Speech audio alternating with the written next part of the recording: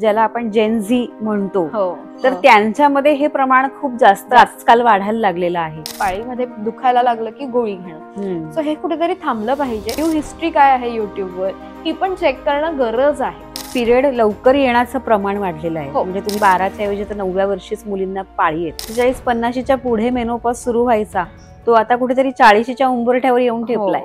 थायरॉइडचा problem असतो किंवा पीसीओडीचा problem असतो, त्यांच्यामध्ये मात्र हे हॉर्मोनल इम्बॅलन्स दिसून येतात. सो अशामध्ये त्यांना हॉट फ्लशेस, मूड स्विंग्स आणि डिप्रेसिव्ह हे खूप जास्त प्रमाणात वाटत असतं. आजकाल कुठेतरी दिसतंय की मुलींना 9व्या वर्षी सुद्धा पाळी यायला लागलेली आहे आणि हे खूप चुकीचं आहे.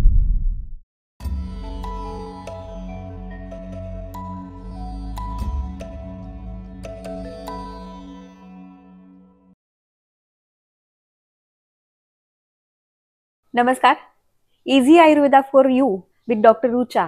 आजच्या या पॉडकास्टच्या नव्या कोऱ्या एपिसोडमध्ये मी तपस्या नेवे तुम्हा सगळ्यांचं मनापासून स्वागत करते. आपण वेगवेगळे आजार बघतो, नवीन नवीन आजारांची नावं आपल्याला माहिती पडतात. सगळ्या बदललेल्या लाईफस्टाईलमुळे काही वेगळे आजार उत्पन्न होत आहेत, निर्माण होत आहेत. काहींचं प्रमाण वाढताना दिसतंय आणि याच्यात प्रामुख्याने महिलांमध्ये आढळणारा आजार म्हणजे पीसीओडी. 10 पैकी 4 महिला सोडल्या तर 6 महिलांना हा आजार असतो. पण मग हे प्रमाण का वाढत चाललंय हा प्रश्न माझ्या मनात खूप निर्माण होतो. कारण तसं बघायला गेलं तर मासिक पाळी ही खूप काय म्हणतात ना की भावनिक विषय देखील आहे महिलांसाठी आणि तितकाच काळजी करण्यासारखा विषय देखील आहे. आणि त्याच्यामध्ये जेव्हा काहीतरी प्रॉब्लेम होतात, उतारचढ होतात, त्यावेळेस अर्थातच ती काळजी करण्याची गरज असते, ती काळजी घेण्याची गरज असते. पण मुळात त्यासाठी आधी ते समजून घ्यायला हवं की नेमकं काय आहे. यावरच आज आपण गप्पा मारणार आहोत. Doctor Rucha, welcome. नमस्कार. नमस्कार. सगळ्यात पहिले म्हणजे पीसीओडी हे नाव आम्ही खूप ऐकतो. आणि कुठेतरी मैत्रिणींबरोबर गप्पा मारताना किंवा ऑफिसमध्ये कलिगशी बोलताना बऱ्याचदा असं ऐकायला मिळतं की मला पीसीओडीचा त्रास आहे. बरोबर, मला पीसीओडीचा प्रॉब्लेम झालाय असं डॉक्टरांनी सांगितलेलं आहे. पण नेमकं पीसीओडी म्हणजे काय? ओके, कसं असतं ना, स्त्रियांमध्ये पाळी येणं ही खूप नैसर्गिक परिस्थिती आहे की तिला दर महिन्याला पाळी येणार आहे. दर महिन्याला तिला तो फ्लो हा 28 दिवसांनी यायलाच हवा. पण जेव्हा ही पाळी 2-3 महिने येतच नाही किंवा त्याच्यामध्ये डिफरन्स दिसायला लागतो, पाळीच्या आपली जी सायकल आहे ती कुठेतरी बिघडलेली आहे आणि ती रेग्युलर नाही आहे, तेव्हा कुठेतरी मुलींना असं वाटायला लागतं की आपल्याला पीसीओडी तर झालेला नाही आहे ना. तर नॉर्मली अशा वेळेस त्यांच्या शरीरामध्ये पीसीओडी किंवा पीसीओएस अशी कुठली तरी एखादी कंडिशन तयार झालेली असते. तर पीसीओडी वेगळा आहे आणि पीसीओएस सुद्धा वेगळा आहे. दोन्ही आजार हे वेगवेगळे आहेत, पण त्याचे सिम्पटम्स हे सिमिलर आहेत. जसं पीसीओडीचा फुल फॉर्म आपण जर बघायला गेलो तर पॉलिसिस्टिक ओव्हेरियन डिसीज असा येतो. पीसीओएस त्याचा फुल फॉर्म जो येतो तो पॉलिसिस्टिक ओव्हेरियन सिंड्रोम.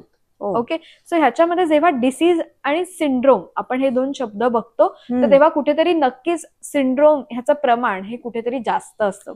सो त्याच्यामुळे मुलींमध्ये जे पहिले जेव्हा त्यांना पाळी इरेग्युलर व्हायला लागते तेव्हा त्यांना टेन्शन यायला लागतं. आणि आजकाल गुगल आहे, गुगलवर सर्च केलं की त्यांना सगळं लगेच त्याच्यावर दिसायला लागतं आणि त्याच्याने टेन्शन आणखी वाढायला लागतं. आणि त्याच येऊन स्वतःहून सांगतात की मला पीसीओडीचा त्रास चालू झालेला आहे, डॉक्टर काय करायचं ह्याच्यासाठी. तर त्यांना पहिले सांगावं लागतं की एक डायग्नोसिस आपण नीट करणं पहिले गरजेचं आहे. कुठल्याही गुगलच्या सिम्पटम्स प्रमाणे किंवा डायग्नोसिस न करता आपण योग्य ती चाचण्या करणं, त्याच्यात जे काही निदान आहे ते योग्य होणं गरजेचं आहे. तर पीसीओडी किंवा पीसीओएस मध्ये मेटाबॉलिक चेंजेस शरीरात खूप जास्त प्रमाणात व्हायला लागतात. म्हणजे आपली जी चयापचयाची प्रक्रिया आहे ती पण बिघडलेली असते पीसीओएस मध्ये मेनली. आणि पीसीओडी मध्ये काय होत असतं तर ह्याच्यामध्ये नॉर्मली सिम्पटम्स इरेग्युलर पिरियड्स येत असतात किंवा थोड्या थोड्या सिस्ट ह्या ओव्हरीज मध्ये व्हायला चालू झालेल्या असतात. पण मेनली जो हॉर्मोनल इम्बॅलन्स आहे तो पीसीओएस मध्ये जास्त प्रमाणात दिसून येतो, ज्याच्यामध्ये अँड्रोजन लेवल्स वाढायला लागतात, टेस्टोस्टेरॉन मेल हॉर्मोन्स जी आहेत ती वाढायला लागलेली असतात. त्यामुळे हिरसुटिझम म्हणजे चेहऱ्यावर केस येणं, हेअर थिनिंग होणं, जे मेल मध्ये सिम्पटम्स असतात ते स्त्रियांमध्ये पण दिसायला लागतात. आणि त्याचबरोबर ऍक्ने येणं म्हणजे गालावर किंवा मानेवर असे ऍक्ने यायला लागलेले असतात. पाळी अनियमित म्हणजे 2 ते 3 महिने पाळी त्यांना येत नाही.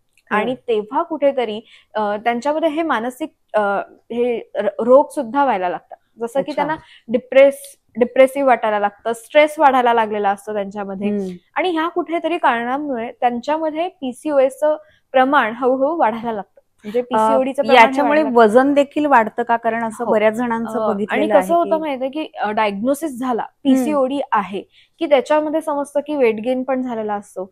आणि ते ट्राय करतात की वेट लॉस होण्यासाठी पण खूप प्रयत्न करतात, पण कितीही प्रयत्न केले तरी ते वजन काही उतरत नसतं. आणि मग असं म्हटलं जातं की वेट गेनमुळे पीसीओडी होतो. तर मग असं पण आहे की दोन्ही कॉन्ट्राडिक्टरी होऊन जातं की एक तर वजन वाढलंय म्हणून पीसीओडी होतोय का पीसीओडी आहे वजन वाढलेलं आहे. तर मेनली पीसीओडी मुळेच वजन वाढलेलं असतं आणि त्यामुळे ते कमी व्हायला प्रॉब्लेम होतो. तर जोपर्यंत आपण पीसीओडीला ट्रीटमेंट नीट घेत नाही तोपर्यंत वजन सुद्धा तेवढं पटकन कमी होणार नाही. ते एकदम रिजिड राहतं आणि कमी व्हायला वेळ लावतं.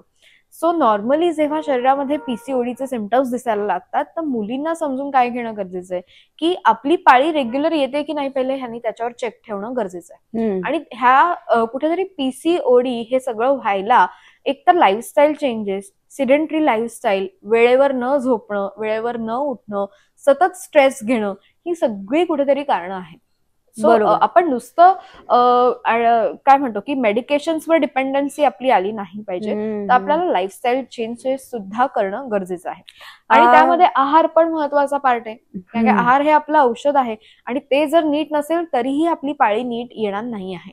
सो आयुर्वेदानुसार आपण ह्याला अनार्तव असं सुद्धा म्हणतो की पाळी जेव्हा रेग्युलर येत नाही आहे तेव्हा सुद्धा त्याच्यामध्ये आपण पीसीओडी असू शकतो असं आपण समजून घेतो. बरोबर. पण आता हे पीसीओडीचे जे प्रॉब्लेम सुरू होतात हे तसं बघायला गेलं तर ते थोडे काय म्हणतात की टीनेज पासून हे साधारण सुरू झालेले बहुतेक दिसतात. कारण ज्याला आपण जेनझी म्हणतो तर त्यांच्यामध्ये हे प्रमाण खूप जास्त आजकाल वाढायला लागलेलं आहे. आणि तिथून ती जी सुरुवात होते ती पुढे मग ती कंटिन्यू राहते जर आपण वेळेवर लक्ष नाही दिलं तर. बरोबर. आधीच्या काळामध्ये असं होतं की थोडंसं 30 नंतर किंवा 25 नंतर हे पीसीओडीचे प्रॉब्लेम दिसायचे. पण आता हे अगदी 16-17 वर्षाच्या मुलींमध्ये सुद्धा हे प्रॉब्लेम खूप मोठ्या प्रमाणात वाढताना दिसतात. आणि मग त्याच्यामुळे त्यांना त्याचं जास्त टेन्शन येतं की अजून या वयामध्ये आपल्याला हे प्रॉब्लेम सुरू झाले आणि त्यांच्यापेक्षा त्यांच्या पालकांना जास्त येतं की आता पुढे यांचं भविष्य आहे, मग काय कसं होणार. तर मग अशा वेळेस त्यांनी काय केलं पाहिजे? नक्कीच. आधीच्या काळामध्ये मुलींना जे पाळी चालू होण्याचं जे वय होतं ते 12 वर्ष होतं. पण आजकाल कुठेतरी दिसतंय की मुलींना 9व्या वर्षी सुद्धा पाळी यायला लागलेली आहे आणि हे खूप चुकीचं आहे. जर त्यांना अशी पाळी आली तर त्यांना पुढे जाऊन हे त्रास होणं शक्य असतात, त्रास होण्याचे चान्सेस असतात. आणि त्यांना कसं असतं जर पाळी रेग्युलर आली नाही तर इन्फर्टिलिटीचे सुद्धा चान्सेस असतात. सो पालकांना पहिली कन्सर्न हीच असते की त्यांना प्रेग्नन्सी नीट राहणार की नाही, का त्यांना IVF, IUI ह्याचीच गरज लागणार आहे. तर कुठेतरी त्यांना हे समजून घेणं गरजेचं आहे. जर त्यांनी आधीपासूनच नीट काळजी घेतली तर त्यांना पीसीओएस किंवा पीसीओडी ह्याचा त्रास होणार नाही. आणि त्यांनी त्यांचा आहार नीट ठेवणं खूप गरजेचं आहे. कारण का ह्या काळामध्ये त्यांना चिप्स खाणं, तळलेले पदार्थ खाणं किंवा जंक फूड खाणं ह्याचं ऍडिक्शन होण्याचे चान्सेस असतात किंवा चॉकलेट्स खाणं. आणि हे कुठेतरी हॉर्मोनल इम्बॅलन्स आपल्या शरीरात करत असतात. कारण का ह्याच्यात प्रोसेस फूड्स आहेत हे सगळी आणि त्याच्यामध्ये आपण म्हणतो ना की प्रिझर्वेटिव्ह पण तेवढीच जास्त प्रमाणात असतात, सॅच्युरेटेड फॅट्स जास्त असतात किंवा विटॅमिन्सचं काही प्रमाण त्याच्यात नसतंच. सो ह्या कुठेतरी गोष्टींमुळे शरीरामध्ये हॉर्मोनल इम्बॅलन्स व्हायला लागतो. त्याचबरोबर इन्सुलिन रेझिस्टन्स सुद्धा यायला लागतो शरीरामध्ये. आणि हे कुठेतरी मेन कारण आहेत की ज्याच्यामुळे पीसीओडी होऊ शकतो. तर मुलींनी लक्षात घेणं काय गरजेचं आहे की आपल्याला पाळी येण्याचं जे वय आहे, म्हणजे आपण अगदी लहान मुली आहेत काही खाऊ दे असं न करता त्यांच्या 5व्या वर्षानंतरच आपण त्यांच्या आहाराकडे लक्ष देणं गरजेचं आहे की त्यांचा आहार योग्य आहे की नाही, सगळी न्यूट्रिएंट्स जात आहेत की नाही, जसं B12 आहे, फॉलिक ऍसिड आहे, हे सगळं आहारातून जाणंही गरजेचं आहे. जर त्याचं प्रमाण शरीरात कमी जात असेल तर मात्र इन फ्युचर त्यांना पीसीओडीला सामोरं जावं लागू शकतं. सो ह्या सगळ्या गोष्टी जेव्हा शरीरामध्ये होत असतात तेव्हा मुलींना चिडचिड ही खूप जास्त होत असते, मूड स्विंग होत असतात. तसंच पाळीच्या मध्ये पेन सुद्धा त्यांना खूप जास्त प्रमाणात होतं. म्हणजे माझी एक पेशंट होती, ती पुण्याला माझ्या कॅम्पला मला दाखवायला आलेली. ती म्हणाली की हिला दरवेळेस पेन किलर घ्यावी लागते पाळीच्या मध्ये, तिची आई असं सांगत होती. तर म्हटलं की दरवेळेस दर पिरियड्सच्या वेळेस जर पेन किलर घ्यावी लागते तर हे खूपच चुकीचं आहे आणि हिची सवय लागण्याचे चान्सेस असतात की पाळीमध्ये दुखायला लागलं की गोळी घेणं. सो हे कुठेतरी थांबलं पाहिजे. तिला मी आपली जी ट्रीटमेंट असते, तन्वीची जी ट्रीटमेंट असते ती योग्य प्रमाणे तिला लिहून दिली आणि त्यानंतर मी तिला सांगितलं की तुला ह्याने नंतर तुला पाळीसाठी किंवा पेन होणार नाही, हे तिला मी सांगितलं. आणि तसंच तिने नेक्स्ट मंथ मध्ये मला कळवलं सुद्धा की डॉक्टर रुचा, आता मला पाळी येताना दुखत नाही आहे. आधी मला दरवेळेस पेन किलर घ्यावी लागत होती, पण आता मात्र मला पेन किलरची गरज लागत नाही. सो हे कुठेतरी का घडून आलं तिच्या शरीरामध्ये, तर तिची पचन संस्था सुद्धा सुधारणं गरजेचं आहे. बरोबर. नुसतं पेन किलर्स घेऊन पेन कमी करणं हा उद्देश नसून तर हॉर्मोनल इम्बॅलन्स नीट होणं गरजेचं आहे. त्याचबरोबर शरीरामध्ये जी पचन संस्था बिघडलेली आहे, कारण का कधी कधी कॉन्स्टिपेशनचं प्रमाण जास्त असतं किंवा पोटच साफ होत नसतं, त्यांना सुद्धा पीसीओडीचा त्रास होण्याची शक्यता असते. सो त्यासाठी पहिले तिची पचन संस्था, पाचक स्त्राव जे आहेत ते योग्य प्रमाणे शरीरात स्त्रवले जाणं गरजेचं आहे. आणि त्यानंतर तिला जे पिरियड्स पेन होतं, कारण का फ्लो येण्यासाठी अपान वायू हा नीट असला पाहिजे. शरीरातला जो वात आहे तो नीट असणं गरजेचं आहे आणि तो जर नीट नसेल तर मात्र आपल्याला पाळी काही रेग्युलर येत नाही. सो त्यासाठी तिला मी हे जेव्हा सांगितली औषधं कॉम्बिनेशन मध्ये, तिने व्यवस्थित घेतली आणि ती पुढेही कंटिन्यू करत आहे. पण यंग जनरेशनला ह्याने खूप फरक पडतो, कारण का कसं असतं, काही मुली असतात की ह्या गोळ्यांचे त्यांना साईड इफेक्ट्स माहीत सुद्धा नसतात, तरी सुद्धा त्या घेत असतात. पण त्यांना जर योग्य ज्ञान दिलं गेलं, योग्य शिक्षण दिलं गेलं त्याबाबत की ह्यामुळे तुम्हाला हा त्रास होऊ शकतो, हे तुम्ही करू नका, तर त्यांनी सुद्धा त्यांना ते योग्य ते ज्ञान मिळालं तरी त्या नीट परत ते फॉलो करतात. बरोबर. आता जसं ते रेग्युलर येणं आवश्यक आहे, तुम्ही म्हणालात तसं, पण मग काही काहींच्या बाबतीमध्ये असं दिसून येतं की जसं माझी एक मैत्रीण आहे की तिला काही महिन्यांपूर्वी असा त्रास होत होता की पिरियड आला पण 15-15 दिवस त्यांना त्रास होतो, फ्लो जास्त जातो आणि मग अशा वेळेस अर्थात रक्त शरीरातलं कमी होतं त्याच्यामुळे तो विकनेस तो येतोच, पण सतत ते असल्यामुळे मग त्रासही वाढतो इतर. बरोबर. तर मग अशा वेळेस ते कशामुळे होतं म्हणजे मग? ओके, सो हे मेनली हॉर्मोनल इम्बॅलन्समुळेच होत असतं. आपल्या शरीरामध्ये ना रेग्युलर पाळी येण्याचं जे चक्र आहे त्याच्यामध्ये आपण म्हणतो की जसं फॉलिक्युलर फेज असते, ओव्ह्युलेशन असतं, ल्युटिनायझिंग अशी ह्या सगळ्या फेजेस असतात आणि त्या फेजमध्ये ते हॉर्मोन सिक्रीट नीट होणं गरजेचं. जसं LH आहे, FSH आहे किंवा आपण इस्ट्रोजेन आहे, प्रोजेस्ट्रॉन आहे, ही सगळी हॉर्मोन्स आहेत आणि जी ओव्हरीकडनं सिक्रीट होत असतात आणि पिट्युटरी ग्लँडकडनं पण सिक्रीट होत असतात. तर त्याचं योग्य प्रमाण शरीरात असणं गरजेचं. ते जर योग्य प्रमाण नसेल तर मात्र आपल्याला जे टेस्टोस्टेरॉन आहे याचं प्रमाण ओव्हरीज मध्ये वाढायला लागतं. म्हणजे जे मेल हॉर्मोन आहे, आणि मेल हॉर्मोन जेव्हा नॉर्मल लेवलमध्ये असलं पाहिजे, म्हणजे स्त्री आणि पुरुष दोन्हीमध्ये मेल आणि फिमेल हॉर्मोन हे दोघांच्याही शरीरात असतात, तर तेव्हा जेव्हा स्त्रीच्या शरीरामध्ये टेस्टोस्टेरॉन किंवा एंड्रोजेन्स ही जी मेल हॉर्मोन्स आहेत ही वाढायला लागतात, तेव्हा मात्र त्यांची ओव्हरीमध्ये अंडी जी अंडी असतात, जी फुटलेलीच नसतात आणि अपक्व असतात, तर त्यांचं असं ना एक ओव्हरीच्या एजनी एखादा मोत्याचा दागिना कसा असेल तसं एजनी ती सगळी अंडी दिसायला लागतात. म्हणजे सोनोग्राफीमध्ये आपण बघायला गेलो तर ते पॅटर्न जो आहे तो प्रॉपर असा पॅटर्न दिसायला लागतो की एज मध्ये नेकलेस डेव्हलप झालाय. सो तेव्हा कुठेतरी ती अंडी असतात की ज्याच्यामधून फॉलिकल्स जी आहेत ती मॅच्युअरच झालेली नाही आहेत आणि ती वाढतच राहिली. त्यामुळे ओव्हरीजचा साईज सुद्धा हळूहळू वाढायला लागतो. ओव्हरीज मध्ये जेवढी सिस्ट आहेत तेवढा ओव्हरीज पण साईज वाढायला लागतो आणि ह्या ज्या काही गाठी आहेत ह्या पाण्याच्या सॅक्स असतात, वॉटर सॅक्स असतात आणि त्यामुळे हेवीनेस यायला लागतो. तिथे पेनफुल असतं, ओटीपोटात दुखत असतं, काहींमध्ये व्हाईट डिस्चार्ज पण जास्त प्रमाणात जात असतो किंवा काहींमध्ये हेवी फ्लो सुद्धा. सो त्याचे सिम्पटम्स कोणामध्येही सारखे नाही आहेत.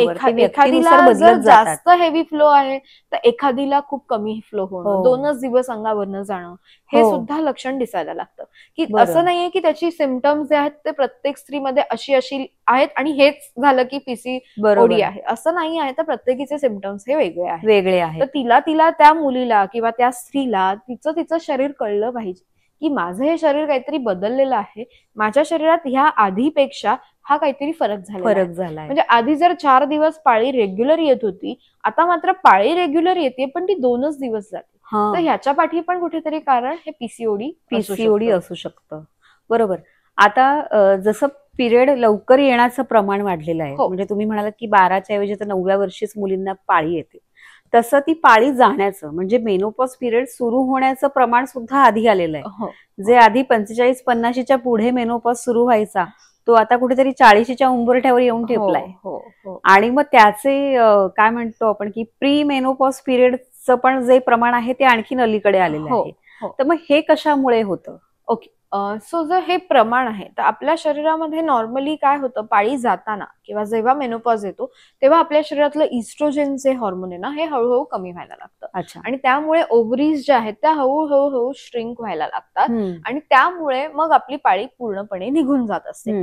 पण ही नैसर्गिकरित्या झाली पाहिजे. पण ज्यांच्यामध्ये थायरॉइडचा प्रॉब्लेम असतो किंवा पीसीओडीचा प्रॉब्लेम असतो त्यांच्यामध्ये मात्र हे हॉर्मोनल इम्बॅलन्स दिसून येतात आणि हॉर्मोन सिक्रिशन शरीरामध्ये नीट होत नसल्यामुळे कुठेतरी मग त्यांचा जो हा पिरियड आहे पाळी जाण्याचा हा कधी कधी 40ची मध्ये किंवा 43व्या वर्षीच यायला लागतो. आणि ज्यांची पाळी ही खूप लवकर आलेली असते त्यांची सुद्धा पाळी ही लवकर जाण्याचे चान्सेस जास्त असतात. सो अशामध्ये त्यांना हॉट फ्लशेस, मूड स्विंग्स आणि डिप्रेसिव्ह हे खूप जास्त प्रमाणात वाटत असतं. म्हणजे स्त्रिया स्ट्रगल करत असतात आणि जेव्हा इस्ट्रोजन लेवल्स आपल्या शरीरातल्या कमी व्हायला लागतात ना, तेव्हाच जॉईंट पेन्स किंवा आर्थरायटिस डेव्हलप होण्याचे सुद्धा चान्सेस जास्त असतात. म्हणजे त्यांना खूप पेन व्हायला लागतं, अनबेरेबल पेन असतं आणि आयुष्यात कधीच जास्त पेन झालेलं नसतं. कारण काय स्त्रिया ह्या नॉर्मली मल्टीटास्किंग करणाऱ्या असतात. म्हणजे त्यांना नेहमी काही ना काहीतरी काम हे चालूच असतं. सो तेव्हाही त्या वयात सुद्धा मग त्यांना तो आराम मिळत नाही. म्हणजे मग तेव्हा हे त्यांना दुखायला लागतं की ते एज जे आहे ना ते स्त्रीसाठी आराम करण्याचं किंवा तिच्या ज्या काही जबाबदाऱ्या आहेत त्यातनं कुठेतरी तिला आराम मिळण्याचं वय असतं. पण तेव्हा मात्र तिला मग मेनोपॉजचा त्रास व्हायला लागतो आणि मग तिला वेगवेगळे सिम्पटम्स, वेगवेगळे प्रॉब्लेम्स हे व्हायला लागतात. आजकाल तर काय आहे, नॉर्मली हिस्टेक्टॉमी सुद्धा केली जात असते. लवकर ऑपरेशन करून खूप फ्लो होत आहे किंवा फायब्रॉइडचं प्रमाण आहे तर त्याच्यासाठी हिस्टेक्टॉमी केली जाते. पण त्यानंतर काही स्त्रियांमध्ये गरज असेल तिथे करणं गरजेचं आहे कारण काही सिव्हिअर सिम्पटम्स असतील तर. पण जेवढं आपल्याला जमेल तेवढं आपले युट्रस प्रिझर्व्ह करणं हे गरजेचं असतं. जर ते काढल्यानंतर आपल्या शरीराला खूप सारे हॉर्मोनल इम्बॅलन्सना सामोरं हे जावंच लागतं. बरोबर. आता तुम्ही म्हणालात की जसं हे मेनोपॉजच्या पिरियडमध्ये त्यांना खूप सफर करावं लागतं की फिजिकल असेल, मेंटल असेल, सगळ्या गोष्टींमध्ये त्या लढत असतात म्हणून आपण. त्यांची स्वतःचीच एक लढाई चालू असते की कळत नसतं काय होतंय आणि ते डील करणं खूप कठीण जातं. मग अशा वेळेस याच्यामध्ये आयुर्वेदिक काही ट्रीटमेंट आहे का त्या महिलांसाठी? बरोबर. कारण महिलांना हे कळत नाही. म्हणजे आता कुठे आपल्याला हे मेनोपॉजचा पिरियड असतो किंवा प्री मेनोपॉज असतो आणि मग त्याच्यात काय काय काळजी घेतली पाहिजे हे आता कुठेतरी कळायला हळूहळू ती अवेअरनेस आता आपल्यामध्ये यायला लागलाय. जो आज आपण आपल्या आईच्या पिढीमध्ये बघितलं किंवा त्यांच्या आधीच्या पिढीमध्ये बघितलं तर त्यांना माहिती सुद्धा नसतं की फक्त पाळी जाते एवढं माहितीये, पण तो पिरियड काय असतो आणि त्याच्यामध्ये इमोशनली, हार्मोनली काय चेंजेस आपल्या बॉडीमध्ये होतात हे कोणी तसं सांगणारं नसायचं. पण आता ते आहे पॉसिबल. तर मग तेव्हा आयुर्वेद काय सांगतं की अशा वेळेस काय काळजी घेतली पाहिजे या महिलांची, म्हणजे त्यांनी स्वतः पण आणि त्यांच्या घरच्यांनी पण. मेनोपॉजचा जेव्हा प्रॉब्लेम होणार आहे किंवा पाळी अनियमित थोडीफार व्हायला लागते, त्यांना जाणवायला लागतं की त्यांच्यामध्ये मूड स्विंग व्हायला लागते, म्हणजे अचानक रडायला यायला लागतं त्यांच्यामध्ये किंवा चिडचिड व्हायला लागते किंवा मग त्यांच्यामध्ये व्हाईट डिस्चार्जचं प्रमाण किंवा फ्लो जो असतो तो एक महिना सुद्धा लेडीजमध्ये जाताना दिसतो की 1 महिना झाला तरी कुठेतरी मेन्स्ट्रुअल फ्लो हा थांबत नसतो. सो त्याच्यासाठी कुठेतरी आहाराकडे लक्ष देणं सगळ्यात जास्त गरजेचं आहे. अशा वेळेस स्त्रियांच्या आहारामध्ये एकतरी खजूर रोज असणं गरजेचं आहे किंवा मग त्यांच्या म्हणजे गुड फॅट्स असणं पण गरजेचं आहे. जसं की आपण साजूक तूप आहे ते आहारात असणं खूप गरजेचं आहे. तर सकाळी उठल्यावर 1 ग्लास गरम पाण्यामध्ये 1 चमचा साजूक तूप घालून ह्या स्त्रिया घेऊ शकतात. त्याचबरोबर आवळा हे सुद्धा आपल्या आहारामध्ये आवळा रेग्युलर असणं गरजेचं आहे.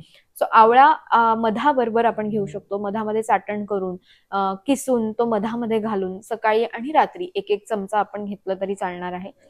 त्याचबरोबर स्त्रियांनी बाळंत शेपा ज्या येतात त्या चावून चावून सुद्धा खायच्या.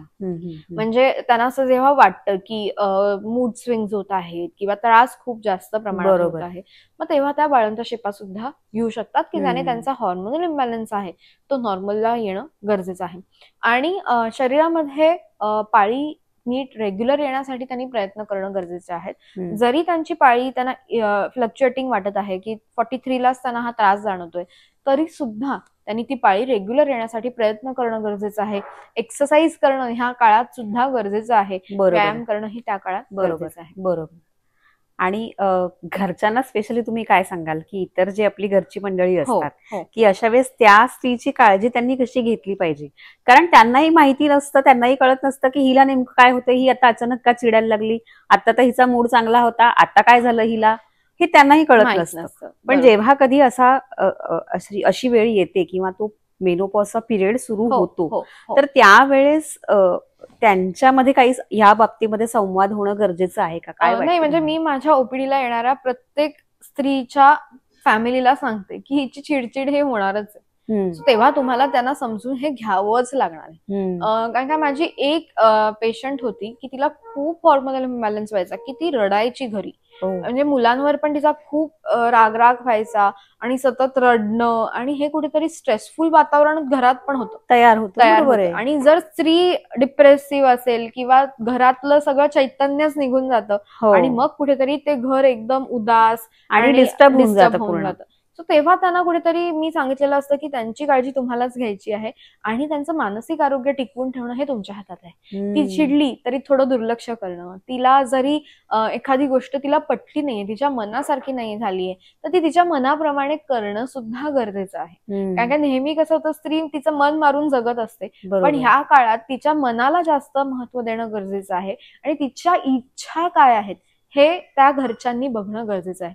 तिला फिरायला जाण्याची इच्छा होत असेल तर ती तिची पूर्ण करणं पण गरजेचं आहे, की आपण तिला कुठेतरी घेऊन जाणं, किंवा तिला जर तिच्या माहेरी जाऊन यायचंय तर तिला जाऊन येणं, किंवा ह्या काही छोट्या छोट्या गोष्टी आहेत, पण ह्या सुद्धा त्या स्त्रीला तेव्हा मानसिक आरोग्य नीट ठेवण्यासाठी हेल्प करतात. किंवा तिच्या मैत्रिणी बरोबर ती फोनवर बोलते म्हणून तिला सारखं टॉन्ट मारणं, अगं काय ग किती वेळ फोनवर बोलतेस, किती वेळ तू नुसती बसूनच आहेस. तर हे टॉन्टिंग कुठेतरी जे घरातनं होत असतं ना बाकीच्यांकडनं, ते कुठेतरी तिला आवडत नसतं आणि ते कमी झालं ना तरी मग तिला ते तेवढा स्ट्रेस, थोडीशी ती मानसिक शांतता, कारण का तिला अगदी छोट्याशा गोष्टीने पण तिचं मन दुखावलं जाऊ शकतं, पण छोट्याच गोष्टीने आनंद पण मिळू शकतो. सो या दोन्ही गोष्टी असतात, त्यामुळे त्यांनी तेव्हा ते योग्य ते करणं गरजेचं आहे. तिच्या फॅमिलीनी तो सपोर्ट देणं गरजेचं आहे. नक्कीच.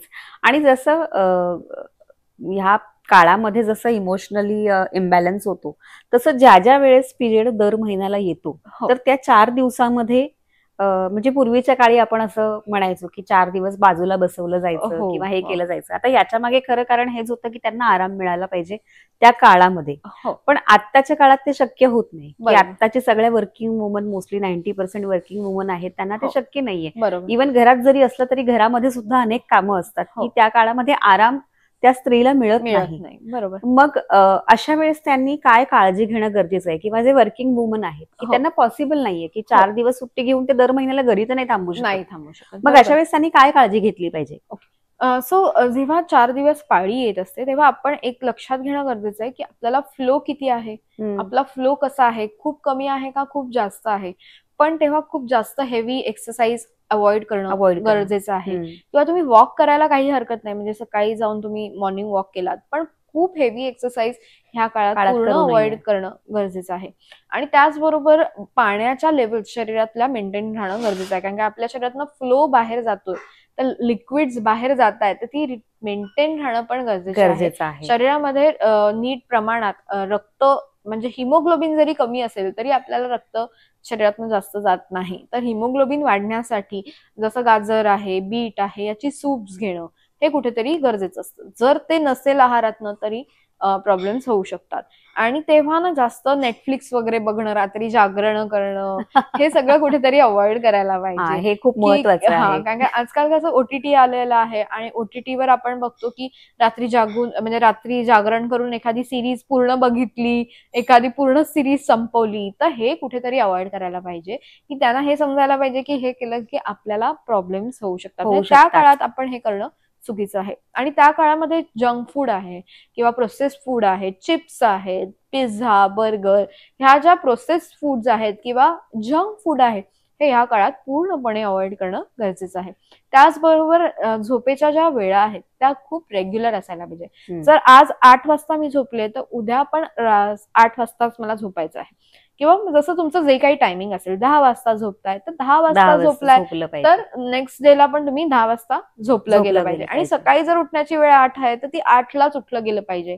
खरं आयुर्वेदानुसार तर ब्रह्ममुहूर्तावर उठायला सांगितलेलं आहे, 4:30.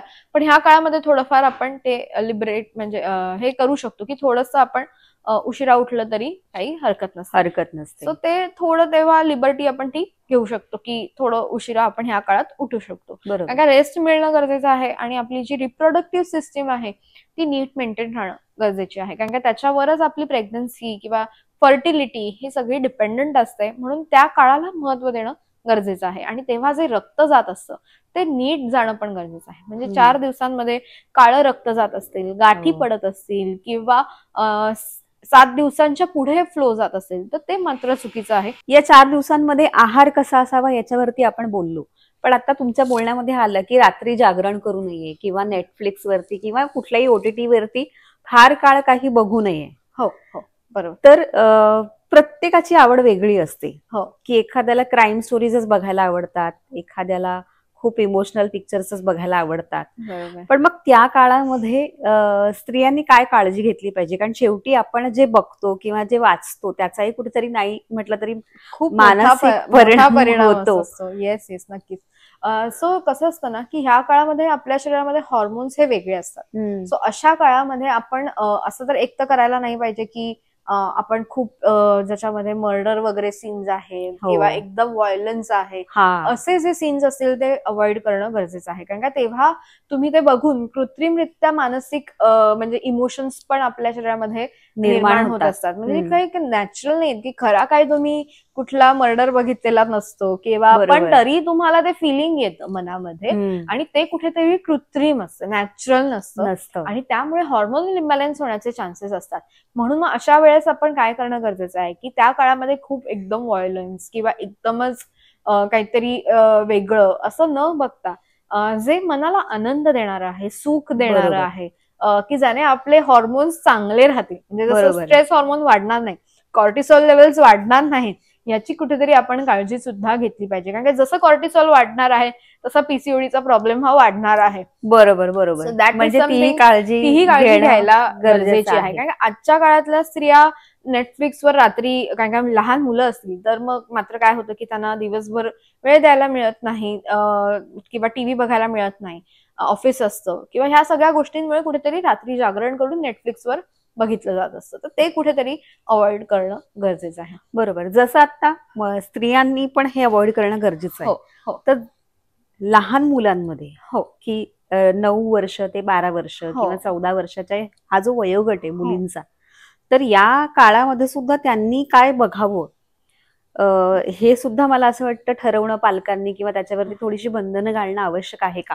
कारण कुठेतरी त्यांच्याही मनावर त्या सगळ्या गोष्टींचा परिणाम होतच असेल. नक्कीच. आणि हे कुठेतरी मोठं कारण आहे की आपण जे बघतोय की मुलींमध्ये 9व्या वर्षीच कुठेतरी पाळी येते, कारण त्यांचे हॉर्मोन्स चेंज व्हायला त्यांना कुठलंही माध्यम अवेलेबल आहे. चुकीचे व्हिडिओ बघायला पण त्यांना हे माध्यम अवेलेबल आहे आणि त्याचा कुठेतरी ह्या मुलींवर परिणाम होत असतो. कारण की त्यांचं वय हे कोळं असतं, त्यांना ह्या सगळ्या गोष्टींची माहिती नीट नसते, नॉलेज नीट नसतं. तर त्यामुळे त्यांना काही गोष्टी किंवा अट्रॅक्शन होणं, छान वाटणं, ह्या गोष्टी कुठेतरी त्यांना ह्या वयात जास्त लवकर व्हायला लागलेल्या आहेत. किंवा त्यामुळे पालकांनी मुलांची काय व्ह्यू हिस्ट्री काय आहे युट्यूबवर ही पण चेक करणं गरज आहे की त्यांची मुलं नक्की युट्यूबवर काय बघतायत, कुठले व्हिडिओ बघतायत, त्याच्यावर कुठेतरी कंट्रोल असणं किंवा हे ते जर बघत असतील तर त्यांना समजणं की हे बघणं चुकीचं आहे, यांनी तुम्ही बघू नका, किंवा जे काही असेल ते त्यांना नीट काउन्सिलिंग करणं पण गरजेचं आहे, ना की फक्त ओरडून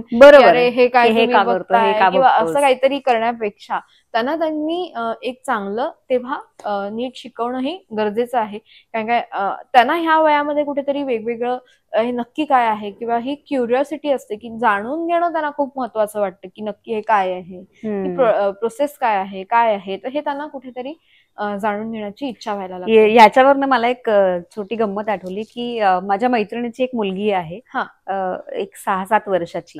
आणि तिने तिच्या आईच्या कपाटामध्ये ते सॅनिटरी पॅडचं पॅकेट बघितलं आणि तिने कुठेतरी टीव्हीवरती ती जाहिरात बघितलेली होती की याची जाहिरात दिसते टीव्हीवरती आणि हे आता आईकडे आहे.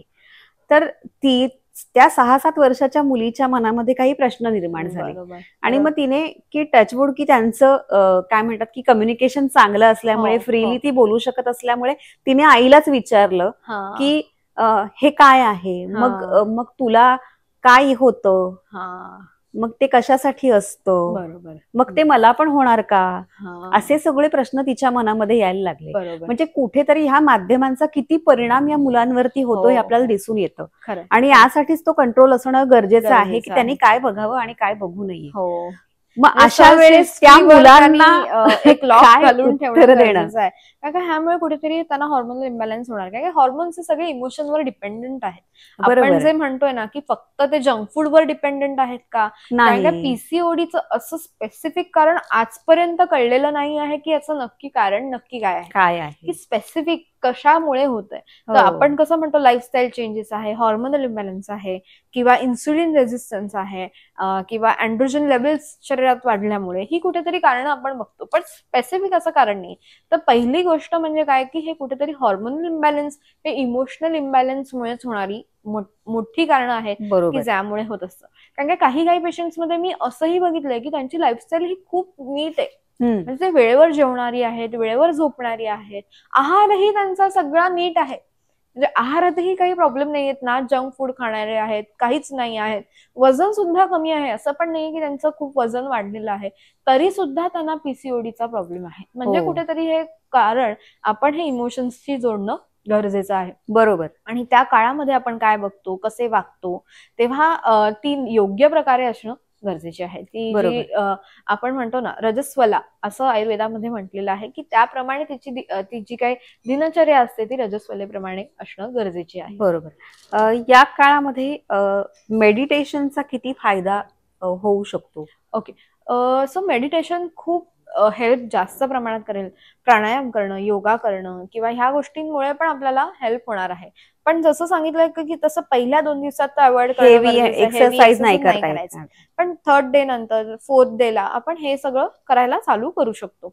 आणि मेडिटेशनमुळे त्यांना त्या काळामध्ये हार्मोन सिक्रेशन्स नीट व्हायला जी गरजेची आहे त्याला मदत होणार आहे. कारण काय कसं आहे, जेव्हा आपण नॉर्मल आपली सिस्टीम बघतो की मेन्स्ट्रुअल सायकल आपल्याला कशी येते, हे जेव्हा आपण ह्याची फिजिओलॉजी विचार करतो तेव्हा आपण विचार करताना जेव्हा ब्रेन मध्ये GnRH हे हॉर्मोन तयार होतं ते पिट्युटरीकडे जातं. ओके, ब्लड स्ट्रीम मधनं जेव्हा ते पिट्युटरी ग्लँड मध्ये येतं तेव्हा पिट्युटरी कडनं FSH आणि LH ल्युटिनायझिंग हॉर्मोन आणि फॉलिक्युलर स्टिम्युलेटिंग हॉर्मोन, म्हणजे हे फॉलिक्युलर स्टिम्युलेटिंग हॉर्मोन ही 2 हॉर्मोन सिक्रीट व्हायला लागतात आणि ती ब्लड स्ट्रीम थ्रू ओव्हरीज मध्ये जातात आणि तिथे हळूहळू जे इस्ट्रोजन आहे हे सिक्रेशन्स होणं किंवा प्रोजेस्ट्रॉन आहे हे सिक्रेशन्स होणं, जे फॉलिक्युलर फेज आहे आणि ल्युटिनायझिंग फेज आहे, त्यातनं एक म्हणजे जर तिथे फॉलिकल्स असतील 6-7 फॉलिकल्स असतील तर त्यातल्या 6-7 पैकी एक फॉलिकल जे असतं ते डॉमिनंट होतं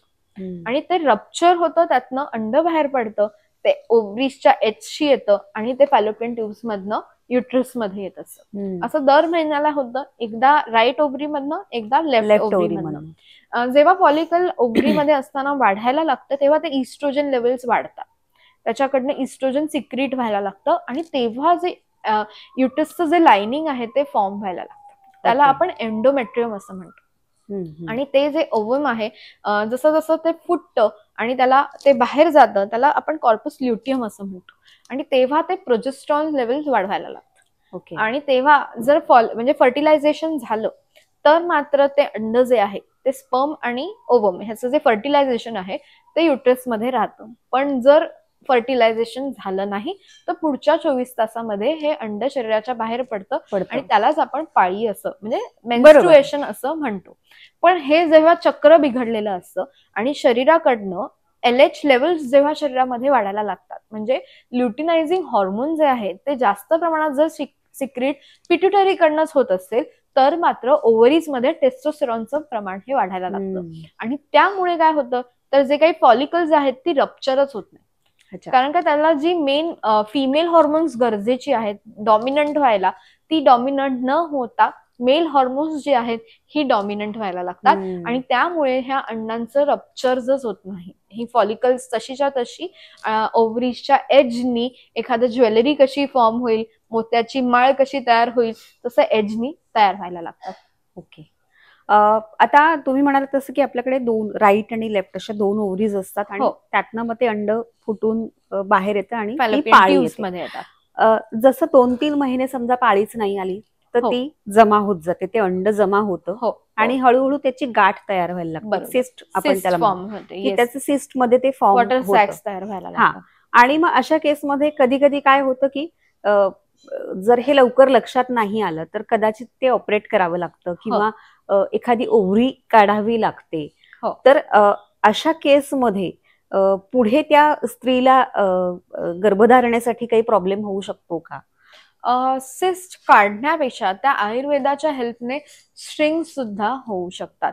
सो आपण तेव्हा पण त्याची साईज किती आहे, किती मोठी झालेली आहे, MM मध्ये आहे का सेंटीमीटर मध्ये आहे, किती डिफरन्स आहे हे बघणं गरजेचं असतं.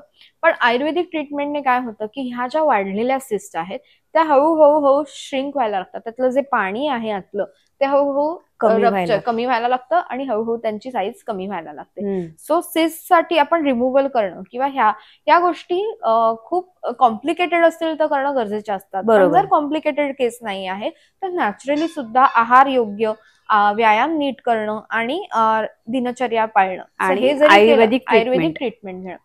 सो आयुर्वेदिक ट्रीटमेंटने हे जे काही ओव्हरीज मध्ये झालेल्या सिस्ट आहेत, गाठी आहेत त्या कमी व्हायला मदत होत असते. आयुर्वेदानुसार ह्याला अनारतव असं म्हणतात. जेव्हा 2 ते 3 महिने पाळीच आलेली नाही आहे आणि सोनोग्राफी केलेली आहे, योग्य हॉर्मोन्सची टेस्ट झालेली आहे, त्याच्यानंतर डायग्नोसिस होतो की PCOD किंवा PCOS आहे. त्यानंतर पाळी रेग्युलर येणं, दर महिन्याला 28 दिवसानंतर पाळी येणं गरजेचं आहे. ती जर येत नसेल तर त्याच्यावर ट्रीटमेंट करणं महत्वाचं आहे. पाळी येण्यासाठी एकतर आहार नीट करणं गरजेचं आहे की डाएट काय घेणं गरजेचं आहे. आपण फक्त म्हणतो की लाईफस्टाईल चेंजेस केले पाहिजेत, आहार बदलायला पाहिजे, पण नक्की आहार काय बदलायचा बरोबर तो जाणून घेणं गरजेचं आहे. उपाय खूप महत्वाचे आहेत, त्याच्यावर नेमकं काय उपाय करायचा. येस. तर डाएटचा जेव्हा आपण विचार करतो ना तर तेव्हा आहारामध्ये जंक फूड हे पूर्ण बंद करणं, प्रोसेस्ड फूड हे पूर्ण बंद करणं किंवा त्याच्यानंतर आपण म्हणतो ना की पिझ्झा, बर्गर्स हे सगळं पूर्ण बंद केलं गेलं पाहिजे. त्याचबरोबर प्रोटीनची मात्रा आपल्या आहारातली वाढली पाहिजे. म्हणजे असं नाही की कॅलरी डेफिशियटच व्हायला पाहिजे असं नसून तर तुमच्या आहारामध्ये प्रोटीनचं प्रमाण हे वाढलं पाहिजे. म्हणजे जर आपण 3 पोळ्या खात असू तर ती एखादीच पोळी खायची आणि त्याच्याऐवजी डाळीचं प्रमाण हे वाढवायचं. म्हणजे एक बाउल भरून डाळ ही रोज गेलीच पाहिजे आणि ती प्रत्येक मील मध्ये गेली पाहिजे. कारण काय नॉर्मली इंडियन ब्रेकफास्ट मध्ये काय होतं तर प्रोटीनच नसतं. सो त्याच्यामध्ये बेसिकली कार्बोहायड्रेट्स, व्हेजिटेबल्स हे सगळं असतं, पण सकाळच्या काळामध्ये प्रोटीन मात्र खूप कमी असतं. तर त्या काळामध्ये प्रोटीन घेणं गरजेचं आहे. त्याच्यासाठी आपण काय म्हणतो की सत्तू पीठ आहे, सत्तू चालू शकतो किंवा मग मुगाच्या डाळीचं वरण चालू शकतं, सोयाबीन्स आहेत किंवा कडधान्य आहेत, यांचं आहार कुठे मध्ये नाश्त्याच्या वेळेस असणं गरजेचं आहे. त्याचबरोबर ज्याचा ग्लायसेमिक इंडेक्स हा खूप हाय आहे असे सगळे फूड आयटम्स आपल्याला अवॉइड करायचे आहेत.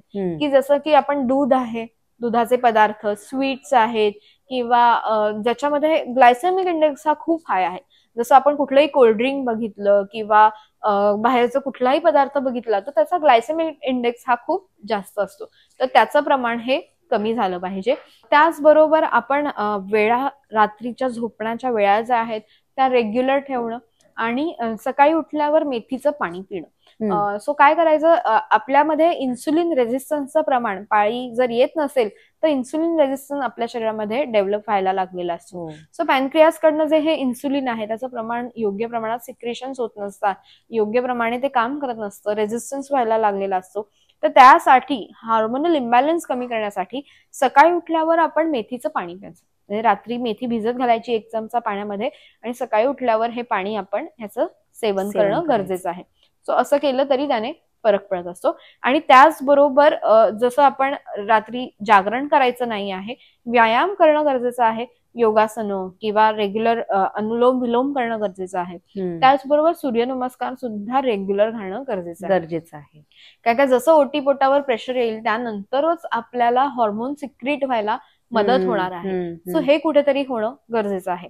सो जेव्हा पीसीओडीचा त्रास होतो तर तेव्हा आपण घरगुती उपाय काय करू शकतो की ज्याने आपल्याला रेग्युलर पाळी यायला मदत होणार आहे, किंवा आपल्याला जर पाळीच्या वेळेत खूप जास्त पेन होत असेल तरी सुद्धा आपण हे उपाय करू शकतो.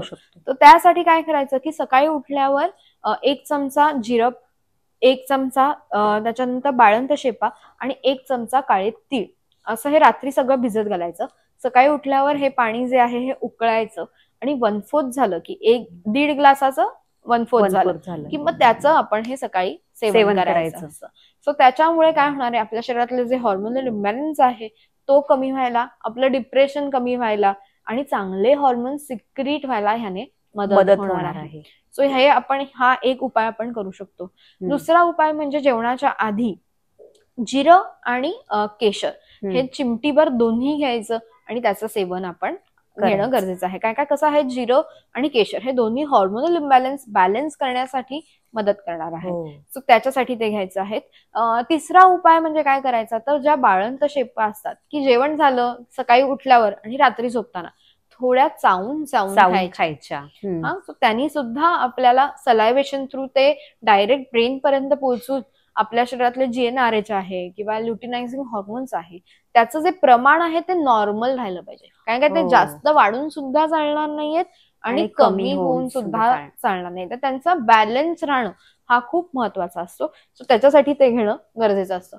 आणि त्याचबरोबर चौथा आणि खूप महत्वाचा उपाय की ज्याने पिरियड्स पेन कमी व्हायला किंवा पाळी इरेग्युलर असेल तर ती रेग्युलर येण्यासाठी पण माझ्या स्वतःच्या पेशंट्सनी हे केलेलं आहे आणि त्यांना खूप छान रिझल्ट मिळालेला आहे. तर त्याच्यासाठी करायचं काय, तर गाजर बीज जे असतं ते 1 चमचा आणि काळे तीळ जे असतात ते अर्धा चमचा हे दोन्ही पाण्यात 1 ग्लास पाण्यात उकळायचं आहे. 1/4 झालं की 15 दिवस हे पाणी प्यायचं किंवा पुढचे 2 महिने रेग्युलर हे पाणी प्यायचं असतं की त्याने सुद्धा हॉर्मोनल इम्बॅलन्स कमी व्हायला आणि त्याचबरोबर पाळी रेग्युलर यायला, पाळीमधलं पेन कमी व्हायला सुद्धा याने मदत होणार आहे. कारण काय काही मुलींमध्ये नॉर्मली काय दिसून येतं की पाळीच्या आधीचे जे 14 दिवस असतात हे खूप डिप्रेसिव्ह, इमोशनली इम्बॅलन्स होणारं किंवा ओटीपोटात खूप दुखणं, डोकं दुखणं, मायग्रेनचा त्रास होणं हे सगळं ह्या काळात होत असतं आणि त्याला प्रीमेन्स्ट्रुअल सिंड्रोम असं म्हणतात. सो त्या काळामध्ये त्यांचे हॉर्मोनल इम्बॅलन्स इतका असतो की त्यांना खूप जास्त प्रमाणात त्रास होत असतो आणि तो त्यांनी वेळेवर त्याच्यावर लक्ष देणं गरजेचं आहे. आणि त्या काळात त्यांनी जर हे चौथा जो उपाय आहे तो जर केला तर त्यांना नक्की त्याने बरं वाटणार आहे, आराम मिळणार आहे. येस, नक्कीच. खूप अत्यंत महत्वाचा विषय आहे पीसीओडी आणि त्याच्यामुळे येणारे हे सगळेच प्रॉब्लेम्स. आणि आजच्या काळामध्ये महिलांनी खूप लक्ष देणं गरजेचं आहे. कारण काय म्हणतात की अष्टावधानी आहे ती. कारण तिला घरही सांभाळायचं आहे, तिला नोकरीही करायची आहे, तिला मल्टीटास्किंग असा त्यांचा जॉब आहे. आणि अशा वेळेस स्वतःची हेल्थ आणि त्याच्यासोबत येणारे इश्यूज याच्यावरती मात करणं खूप आवश्यक आहे. आणि त्याच्यासाठी कुठेतरी स्वतःवरती लक्ष देणं, स्वतःसाठी थोडासा वेळ देणं, वेळ काढणं हे खूप आवश्यक आहे. आणि तरच ह्या सगळ्या गोष्टींमधनं आपण काय म्हणतात रिलीफ मिळवू शकतो. त्याचबरोबर कुठेतरी मेडिकल हेल्प घेणं पण गरजेचं आहे. नक्की कधी काय होतं की आपण सगळं नीट करत असतो, घरगुती उपाय करत असतो, पण तरी सुद्धा त्यांना कुठेतरी हवा तो रिझल्ट मिळत नसतो. तेव्हा योग्य त्या वैद्यांना दाखवून योग्य ते नाडी परीक्षण करणं गरजेचं आहे. आणि त्याचबरोबर आयुर्वेदिक ट्रीटमेंट घेणं ही तितकंच महत्वाचं आहे. म्हणजे माझी एक पेशंट होती, तिला वर्षभर पाळी आली नव्हती. ती जेव्हा माझ्या ओपीडीला आलेली तिला मी ट्रीटमेंट लिहून दिली आणि तिला 1 महिन्यामध्ये पाळी आली.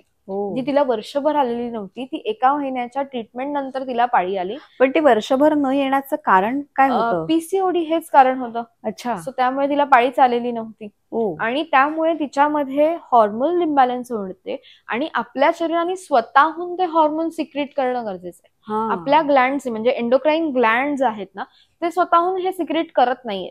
तेव्हा कुठेतरी आपल्याला हा प्रॉब्लेम होतो. जर त्यांनी योग्यरित्या योग्य प्रकारे जर त्यांनी सिक्रेशन्स केली तर मात्र त्यांना हा प्रॉब्लेम होणारच नाही. म्हणजे ट्रीटमेंट ही फक्त ओरली कॉन्ट्रासेप्टिव्ह पिल्स घेणं किंवा ही नसून आपल्या शरीराने स्वतःहून हॉर्मोन सिक्रेट करणं खूप महत्वाचं आहे. नैसर्गिकरित्या पाळी येणं गरजेचं आहे, ना की आपण कुठले तरी आर्टिफिशियल मेडिसिन्स घेऊन किंवा ह्याने आर्टिफिशियल टॅबलेट्स हॉर्मोन्सच्या घेऊन मग पाळी आपल्याला येत असेल तर ते कुठेतरी चुकीचं आहे. कसं असतं, ट्रीटमेंट करताना मॅनेजमेंट पण येते आणि ट्रीटमेंट हे दोन्ही पार्ट येतात. कारण का एकदा पाळी आली औषधं घेऊन की ती पुढे दरवेळेस आली सुद्धा पाहिजे. बरोबर आहे. असं नाही झालं पाहिजे की मी आज औषधांमुळे मला गोळ्यांमुळे पिरियड्स आले पण पुढच्या वेळेस पण औषधं घेतल्यावरच पाळी येते. तर हे सायकल आहे, ते नाही आपल्याला फॉलो करायचंय. तर औषधं घेऊन असा गुण मिळाला पाहिजे, नॅचरली ती पाळी आली पाहिजे. हे खूप महत्वाचं आहे. आणि काउन्सिलिंग करणं त्या मुलींचं गरजेचं असतं की त्यांना योग्य ते ज्ञान त्या वेळात किंवा डाएट प्लॅन काय असला पाहिजे. तुम्हाला जर पीसीओडीचा त्रास आहे तर तुम्ही डाएट कसं ठेवा, कुठले लाईफस्टाईल चेंजेस करा, हे कळणं ही खूप महत्वाचं असतं. आणि ओपीडीला त्यांना योग्य ती सगळी इन्फॉर्मेशन दिली जात असते. बरोबर, निश्चितच. कारण आजकाल आपण म्हणतो की सोशल मीडिया किंवा इन्स्टा ह्या सगळ्या याच्यावरती इतके वेगवेगळ्या प्रकारचे व्हिडिओज येत असतात किंवा इतके वेगवेगळे गायडन्स येत असतात किंवा काही घरगुती नुसके काही जण सांगत असतात आणि आपण आपल्या परीने काही ते फॉलो करायला जातो. पण त्याचबरोबर आपल्या शरीरासाठी ते किती आवश्यक आहे हे बघणं तितकं गरजेचं आहे. कारण योग्य ती ट्रीटमेंट योग्य त्या मार्गदर्शनाखाली जर ती घेतली तर त्याचा फायदा किंवा त्याचा इफेक्ट जो आहे तो आपल्याला दिसून येणार आहे. नाहीतर काय होतं की सगळे उपाय केले जातात आणि त्याचा रिझल्ट मिळत नाही. हे कुठेतरी त्यांना त्रासदायक होतं, अजून डिप्रेशन यायला लागतं. एक्झॅक्टली. हे करणं चुकीचं आहे. योग्य त्या वेळी योग्य ती हेल्प घेणं पण तितकंच महत्वाचं आहे. ते इग्नोर न करता योग्य ती हेल्प घेणं गरजेचं असतं. अगदी बरोबर. योग्य त्या वेळेत योग्य ती हेल्प घेणं आणि मेहनत करणं आहे. आणि स्वतःवरती मेहनत करणं खूप आणि स्वतःवरती काम करणं आणि मुळात डॉक्टरांनी जे सांगितलंय ते ऐकणं आणि फॉलो करणं हे त्याहूनही जास्त महत्वाचं आहे. कारण ते आपल्या शरीरासाठी आवश्यक असतं. डॉक्टरांना काय, ते त्यांचं काम करतात, त्यांना त्यांची फी मिळते, पण हे सगळं आपल्या शरीरासाठी आवश्यक आहे हे कुठेतरी आपण लक्षात घेतलं पाहिजे आणि ते सांगतात त्याला फॉलो केलं पाहिजे. आणि म्हणूनच तुम्ही डॉक्टर रुचा मेहेंदळे पै यांच्या या युट्यूब चॅनलला फॉलो करा, त्यांच्या इंस्टाग्राम हँडलला फॉलो करा आणि त्यांच्याकडनं असे जे वेगवेगळे टिप्स मिळतात, त्यांच्याकडनं जो गायडन्स मिळतो त्याला फॉलो करा आणि स्वस्थ राहा आणि सुखी राहा. तर आपण पुढच्या एपिसोडमध्ये पुन्हा भेटूया. तोपर्यंत नमस्कार.